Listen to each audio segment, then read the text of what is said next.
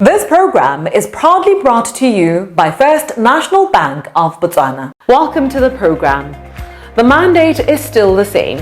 We are bringing to your attention some entrepreneurs who have been brave to charter the unknown and in doing so have set up inspiring enterprises to show for their self-belief and perseverance.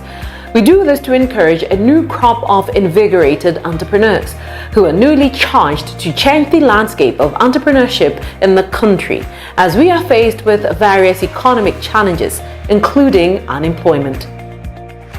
Our guest this evening is farmer and animal keeper known as Alfred Sekgee. He's the owner of Real Time Wizard out in Ramatlabama. This is a company specializing in purchasing and keeping livestock, slaughtering animals for meat, and selling beef carcasses. Real Time Wizard supplies retailers and local butchers with its produce, aiming to increase its annual revenue by improving efficiency through digital innovations, and so hopefully expanding its customer base beyond the confines of Ramatlabama and its peripheral areas. The question may be, how does Mr. Sekgee and his team intend on doing that? Here is our conversation with him out in Ramatlabama. Mr. Sekgee, thank you so much for coming on First Issues and affording us your time. We're here today to talk to you about Real Time Wizard, which is your enterprise, right? So tell us, how did we end up with Real Time Wizard? What was the motivation behind it? Oh, no, thank you very much. You're most welcome. The whole reason why I've decided to be here as you're speaking to me right now, I had that passion in farming, precisely on cattle keeping, because we've grown up, we've inherited this from our parents, and initially they were just doing it to pass life, but because it was my passion, I found it easy to turn it into business so that I can sustain all the challenges that I may come across during the endeavor of this business. An entrepreneur by definition is somebody who tries to solve a problem, come up with a solution for a problem that exists within typically a community within which they live, right? So with this enterprise here, Real Time Wizard, what is it that you are trying to solve for? As a farmer, before I got into entrepreneurship, I learned that there are a lot of beef dealers who were taking farmers' animals, precisely cattle, and they never pay them back. And I thought, because of my loyalty, I can work nicely with other farmers. By so doing, I was solving their skepticality. The other thing is that, everybody knows that we are faced with unemployment, high unemployment rate. This is one of the businesses that have employed few Botswana. So, speaking of those problems, what are some that within this journey you have encountered, and how are you able to navigate them? You were talking about the challenges that we came across. The predominant challenge in this business is natural catastrophes like drought and animal diseases. You'd understand that in the southern region, we experience foot and mouth disease in this area. It is well known to be far up north there. But of recent, one of the areas closer to the border was diagnosed with disease, and then our business ceased. We had to wait for more than 3-4 months not working. Mind you, I'm keeping my employees here. I have to pay them. The animals will be here in the crowd now. I have to feed them, but I'm not selling, but I'm feeding. So those are some of the challenges that we are experiencing. How many achievements can you point to that you have been able to amass, taking you closer to your dream of whatever legacy that you've envisioned for yourself? By the time I ventured into this business, I was only doing cattle keeping, just doing it. But ever since I got into this business, I learned that I should have a very good breed. I've introduced the modern bulls that are carrying better weight in terms of market. Unfortunately, they're out on grazing today. And since 2022, we've moved from small butcheries, individual butcheries, and started supplying big supermarkets like Pick and Pay, Sefalana Supermarket, Sefalana Hyper, and some those guys who are franchising with Safe Right. Those are some of our clients. If it so happened that you could turn back the hands of time right? What is one thing that you would do differently at the start or inception of Real Time Wizard that you feel today, had you done it then, things would be much, much better today? I think what is most important that I could done before, I could have sourced enough funds for my business. That would help me to sustain my market. I'll be having enough stock in market, actually in the storage, like here. I'll be having enough stock in the crawl. Whenever the client says I want this number of animals, I'll be able to supply. And the quality of my product matters. If I had that enough funds initially, I'll be having I'll be able to feed my animals to a certain standard, because in beef industry we've got different qualities that include prime, super prime, premium, etc. So we'll be able to segment our products. So lastly, what is your vision for Real Time Wizard? What are the plans for expansion growth, if you have any, for the next 5, 10, 15 years even? Currently, we are working in transforming this into a fully fledged feedlot facility.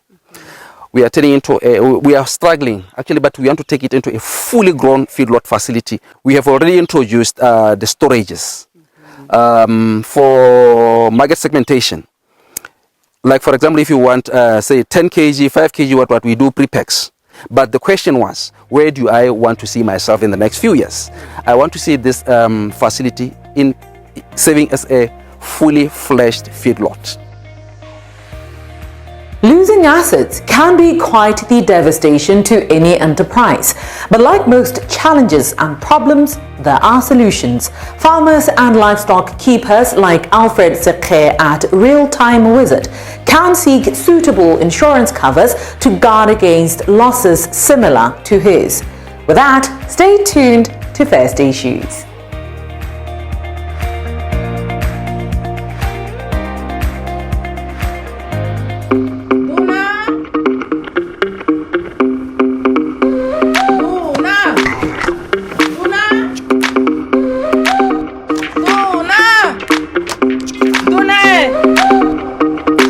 ta bitsa motho gore motho a leke mangwala go duela metsi.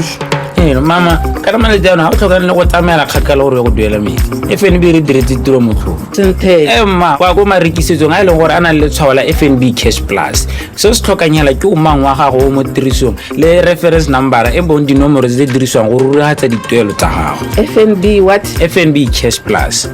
Madonna makante ke monto samplele ka mananeo ya FNB ya Cash Plus. La ha re le nna ke gone go utang ka dona ebile ke ne ke sa dumele. Deposit cash and coins, withdraw from e-wallet, make cardless cash withdrawals, buy prepaid airtime and electricity, pay bills such as water, electricity and many more. FNB. Dona. Nyawa ene ke ra sa thare mpare mo tiki. Na ke ra go motho hela mamarapedi o tola skontere hela o bua go se motsong wa go duela se motso manane wa FNB Cash Plus.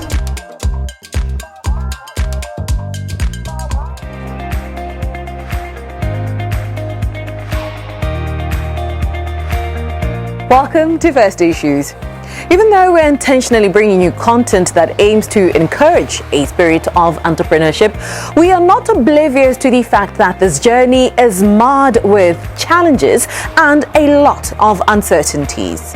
We say that to say, while recognizing opportunities to enterprise is what entrepreneurs do, there is a possibility that the merchandise is not legitimate, a challenge that is more common than not. Let's say you want to venture into reselling health products and supplements.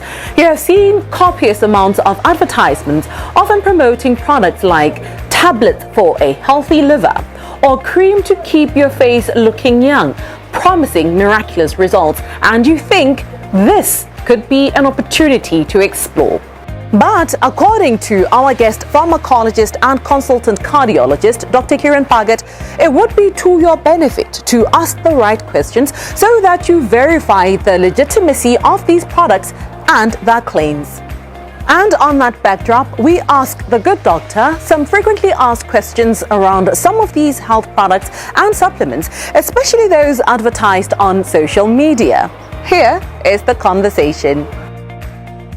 Doc, thank you so much for coming on First Issues. Right, today we're here to talk about we'll get some answers around some frequently asked questions on health products that are advertised on various social media platforms and the claims that they're making. Let us understand, what are those claims and is there any truth to them?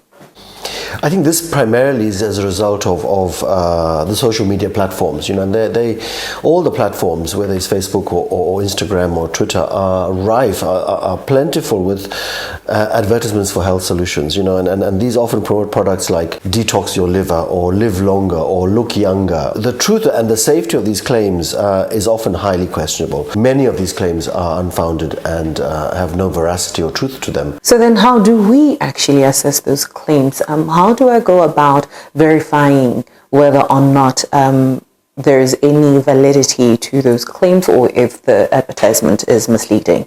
I think the classic one is the miracle cure. You'll have people that say that, this is a cure for cancer, or this is a cure for aging, or this is a cure for diabetes.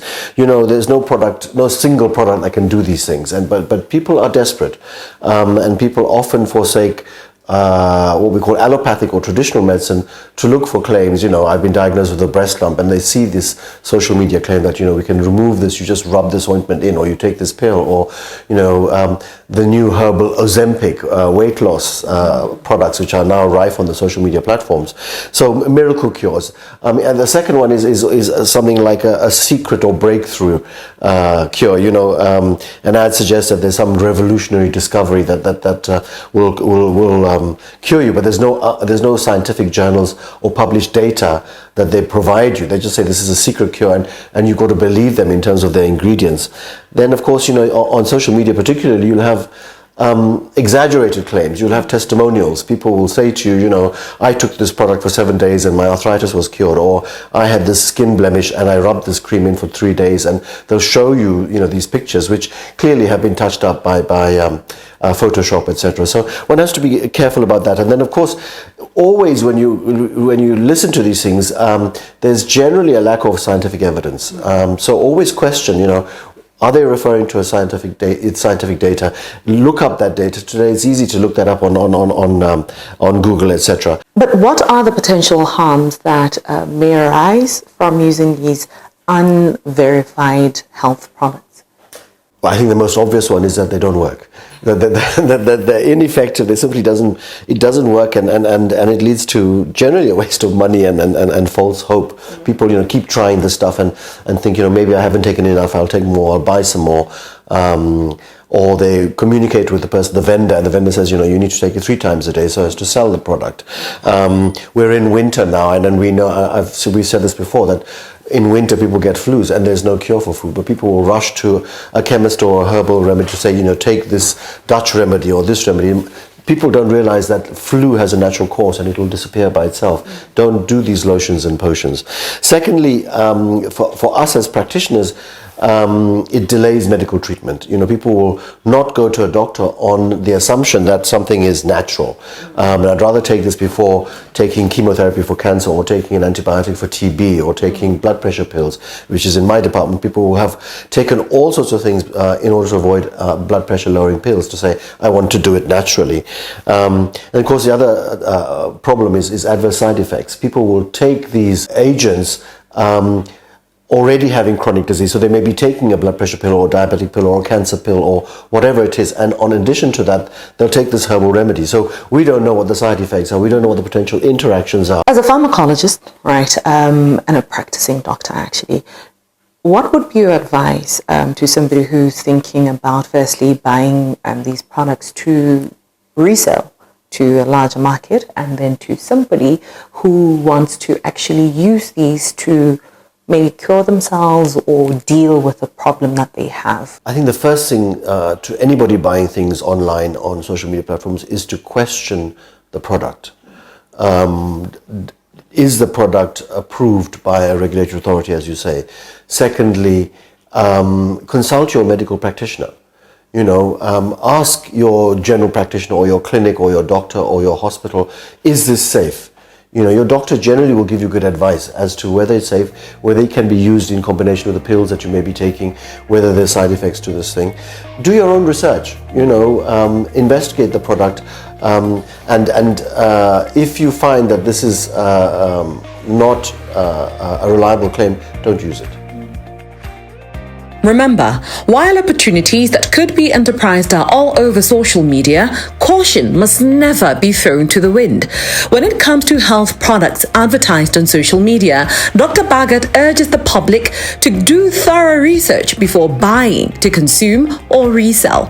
And on that note, we have come to the end of the segment. Do, however, stay tuned to First Issues.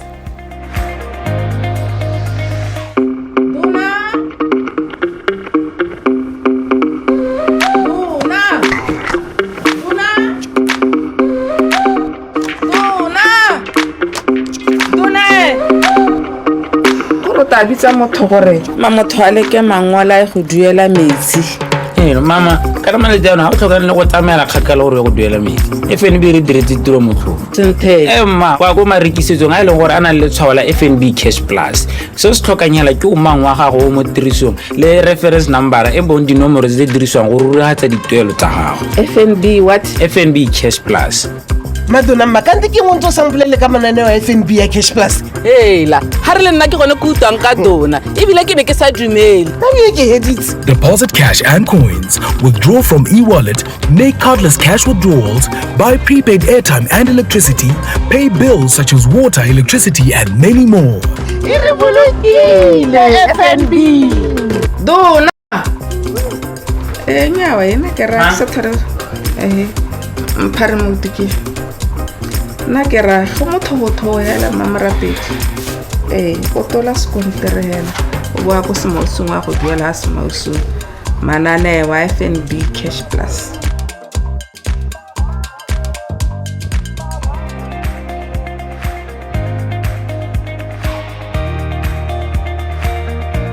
Welcome to First Issues.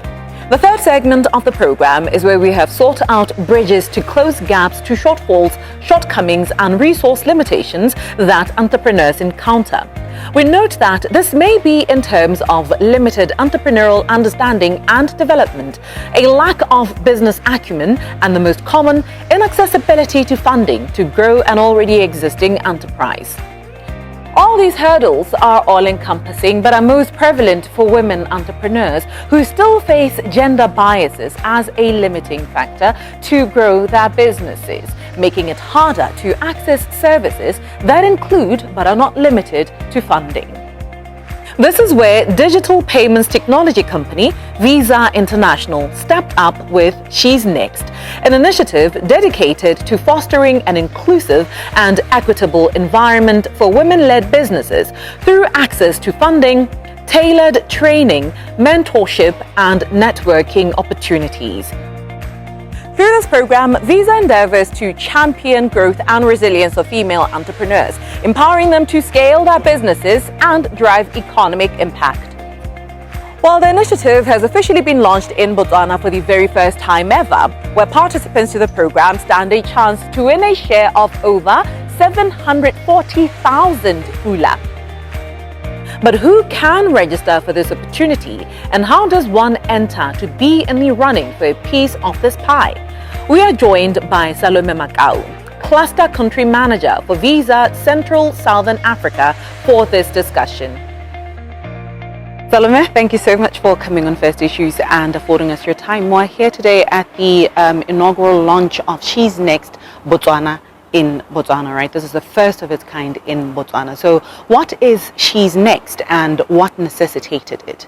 Okay, thank you, Poneseko. It's always a pleasure to be here in Botswana.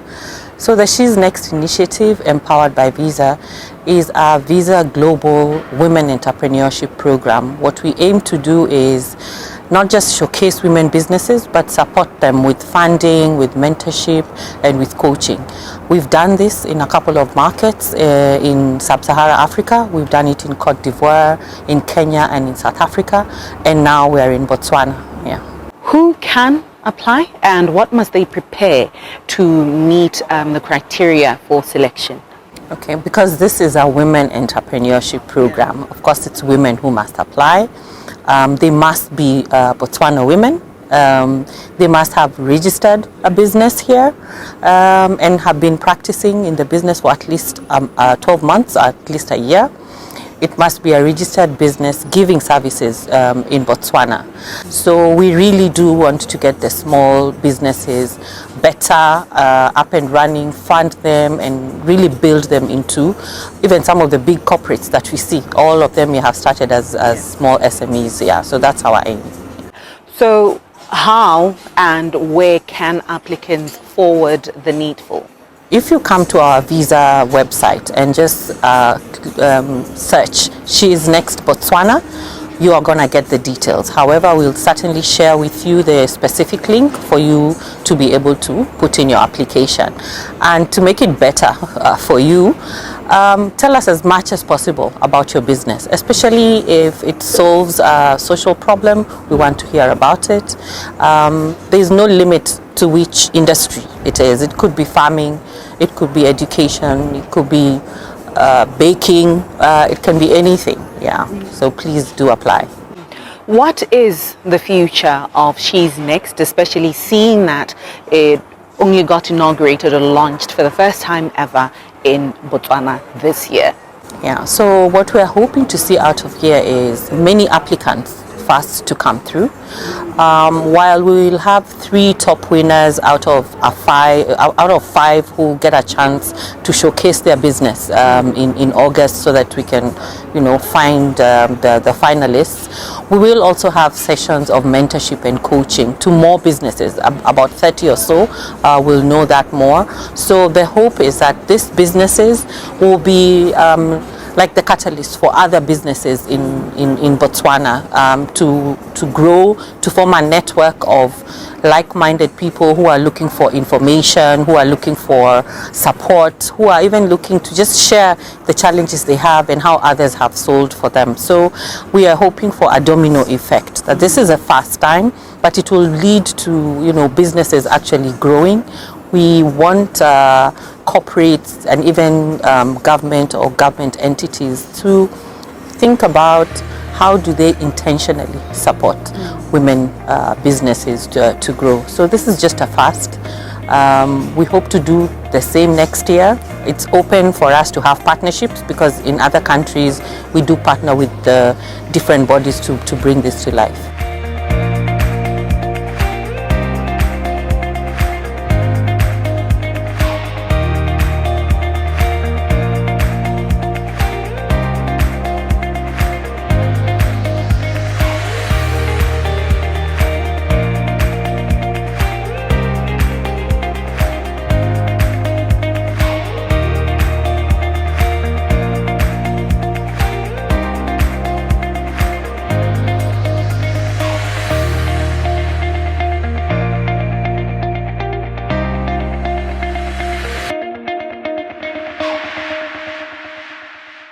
This program was proudly brought to you by First National Bank of Botswana.